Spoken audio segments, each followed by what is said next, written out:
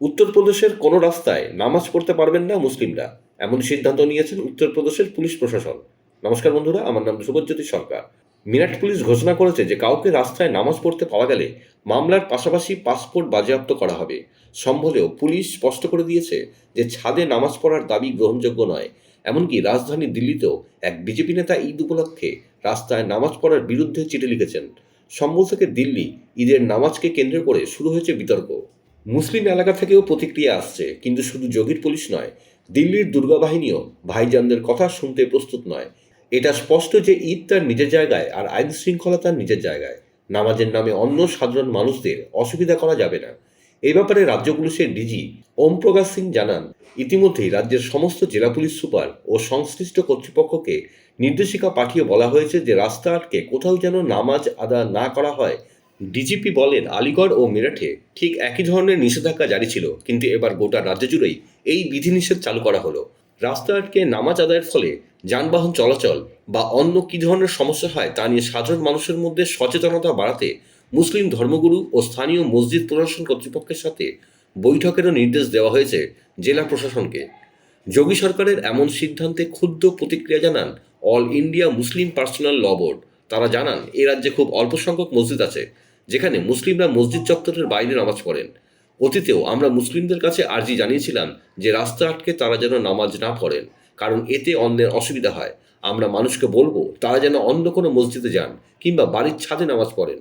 গত বছর মাদ্রাজ হাইকোর্ট রায় দিয়েছিলেন যে নামাজ পড়ার উদ্দেশ্যে জনসাধারণের জায়গা দখল করা যাবে না।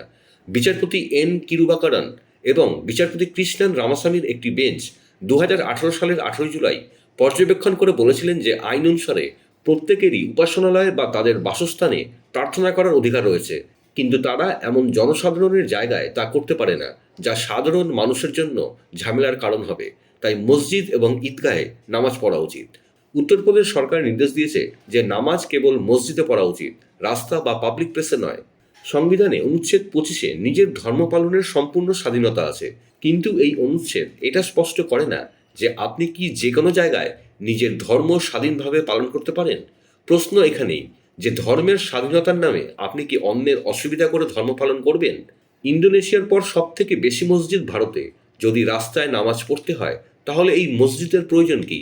ইউএইর মতো মুসলিম কান্ট্রিতেও রাস্তায় নামাজ পড়লে 10,000 টাকা ফাইন হয়।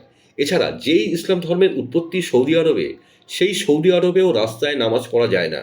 এছাড়া আমেরিকা, ব্রিটেন, রাশিয়া, চীন, কাজাকিস্তান কোথাও রাস্তায় নামাজ পড়ার আইন নেই, আর ওখানে কারোর কোনো অসুবিধাও নেই। আর কাজাকিস্তানে তো 70% মুসলিম, কিন্তু ধর্ম নিরপেক্ষ ভারতে এটা অনেক বড় সমস্যা করে দেখা হচ্ছে। বিশেষ করে রাজনৈতিক দলগুলি ভোট ব্যাংকের জন্য রাস্তায় নামাজ পড়াকে সমর্থন করে যাচ্ছে। তাই ভারতবর্ষের সব রাজ্যে এই নিয়ম নেই। যেমন পশ্চিমবঙ্গে এখনও ধর্মের স্বাধীনতার নামে অন্যকে অসুবিধা করে রাস্তা আটকে নামাজ পড়া হয়। আর তৃণমূল সিপিএমের মতো রাজনৈতিক দলগুলোর সমর্থনে এই উপদ্রব দিনকে দিন বেড়েই চলেছে। कोतवाली संबल परिसर में आज शांति समिति की बैठक की गई, जिसमें सभी वर्गों और धर्मों के लोग उपस्थित थे। उन्हें स्पष्ट रूप से अवगत कराया गया और सुनिश्चित किया गया है कि मस्जिद एवं ईदगाह के अंदर ही नमाज अदा की जाएगी और परिसर के बाहर सड़क पर कोई भी नमाज अदा नहीं की जाएगी और सड़क पर लोग बैठकर नमाज अदा नहीं करेंगे।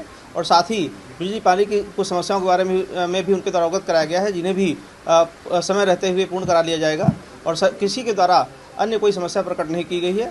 यह आशा की जाती है कि सभी त्यौहार शांतिपूर्ण ढंग से संपन्न किए जाएं। বন্ধুরা, ভিডিওটি ভালো লাগলে দয়া করে লাইক শেয়ার করে দেবেন, আমাদের পেজটা ফলো করে নেবেন আর আপনার মতামত কমেন্ট করে অবশ্যই জানান।